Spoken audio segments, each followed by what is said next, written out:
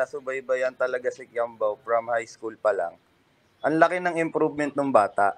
Nagsikap siya talaga na ma-improve kung ano yung weaknesses niya. Though meron pa namang though may mga weaknesses pa naman siya, pero yun yung isa na na-improve niya, yung shooting niya.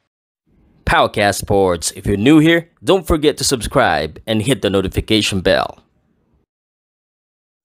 This content is presented by Arena Plus, Astig sa Sports. So, siya na nga ba talaga? Sa Sino akin, ang Boss Pao, naniniwala na siya na talaga? Bata pa yan. Hindi ko masabing siya na talaga eh. Pero sa akin, isa lang talaga eh. As long as na makontinue niya yung confidence na ginagawa niya, yung kumpiyansang ginagawa niya ngayon, papunta ng international na competition, may chance talaga eh. Pero hindi ko masabing siya na talaga. Diba? Kasi ang hirap pang sabihin eh. Okay. Siguro ito lang sagot ko.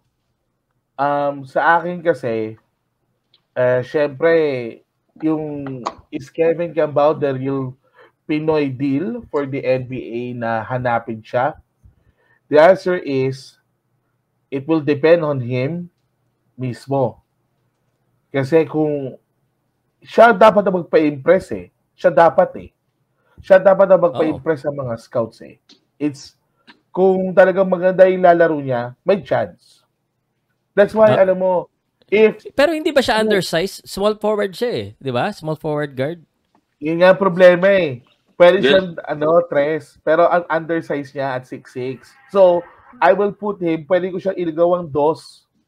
Pag dos siya, hindi ba siya mabagal sa dos? Parang mabagal siya para sa dos sa NBA. Medyo nag-improve siya ng konti sa bilis. Yun lang kailangan niya, bilis. Bilis yung shooting, nag-improve ba? Shooting maganda. Shooter talaga. Kay KQ naman, sorry, nakat ko ata si Boss Billy. Si KQ naman, ito rin opportunity sa kanya, Boss Pao to make it eh. Kung talagang papasok siya ng New York, kasi ang ganito kasi nangyayari sa sa Summer League. Kung hindi siya i-draft ng New York at nakita siya ng ibang team, pwede siyang i-draft ng ibang team. Or pwede siyang ng ibang team, pwede din siyang bigyan ng contract. Hindi man siya i-draft, magiging undrafted. 10-day contract, mga ganun. Yung 10-day contract. Teka, pwede na ba yun? Di ba dapat pumunta muna siya ng rookie? Mag-apply muna siya ng rookie? Pwede, pag naging undrafted nga. Undrafted. Undrafted na yun, rookie na yun. Yun, 10 days yun, 10 days. Yun yung ibig ko sabihin. Pwede siyang gawing two-way. Pero yung regarding naman dun sa dun sa laro talaga ni Kiambao, talaga dos kasi maliit siya pang small forward eh. Kasi malalaki na ngayon ng small forward ng NBA eh. Guard nga, malaki din eh. Guard nga, malaki. Pero dun sa guard, Boss Pao, lalaban siya. Kasi yung shooting talaga din niya, grabe din eh. Yung confidence. Saka Boss Pao, parang siyang Desmond Bain. Kung maalala lang, kung yung iba talaga nasubaybayan talaga si Kiambao from high school pa lang, ang laki ng improvement ng bata. Kasi Enyo Nazareth pa lang yan, kakampi niyan sino to? Si Tamayo, sila Clemente,